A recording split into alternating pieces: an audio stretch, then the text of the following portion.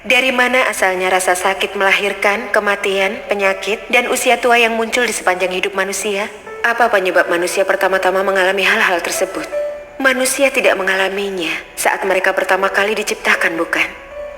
Jadi dari mana datangnya semua itu? Rasa sakit daging, masalah, kehampaan daging, dan kesengsaraan dunia yang ekstrim. Semua ini datang setelah manusia dirusak oleh iblis. Setelah iblis merusak manusia, manusia menjadi semakin merosot. Penyakit manusia semakin parah, dan penderitaan mereka menjadi semakin berat. Manusia semakin merasakan kekosongan, kesedihan, dan ketidakmampuan untuk terus hidup di dunia. Dan mereka semakin kehilangan harapan akan dunia ini. Jadi, penderitaan ini dibawa oleh iblis kepada manusia. Dan hal ini terjadi hanya setelah manusia dirusak iblis dan daging manusia menjadi merosot. Iblis merusak manusia lewat pendidikan dan pengaruh pemerintah nasional serta tokoh terkenal dan hebat. Kebohongan dan omong kosong mereka telah menjadi sifat dan kehidupan manusia.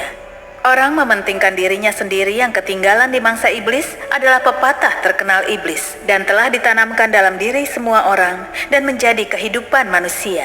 Ada kata-kata filosofi hidup lainnya yang juga seperti ini. Iblis mendidik manusia lewat setiap budaya tradisional bangsa yang baik dan menyebabkan manusia jatuh dan ditelan lubang kehancuran yang besar.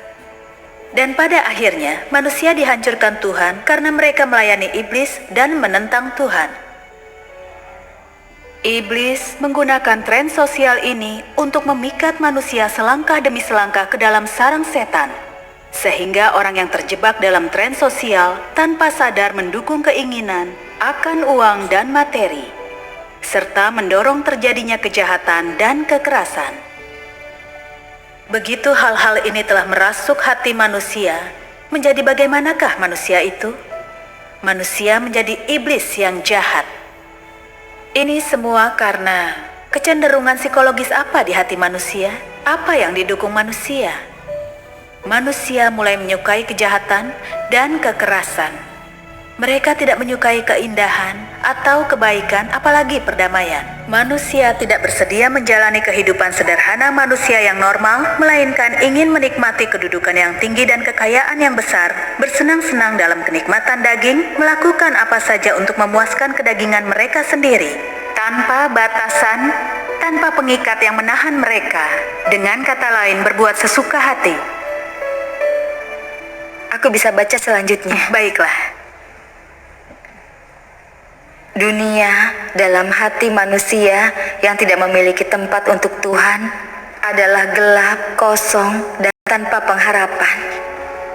Lalu muncullah banyak ilmuwan sosial, ahli sejarah, dan politisi yang mengungkapkan teori-teori ilmu sosial, teori evolusi manusia, serta teori-teori lainnya yang bertentangan dengan kebenaran bahwa Tuhan menciptakan manusia untuk memenuhi hati dan pikiran manusia.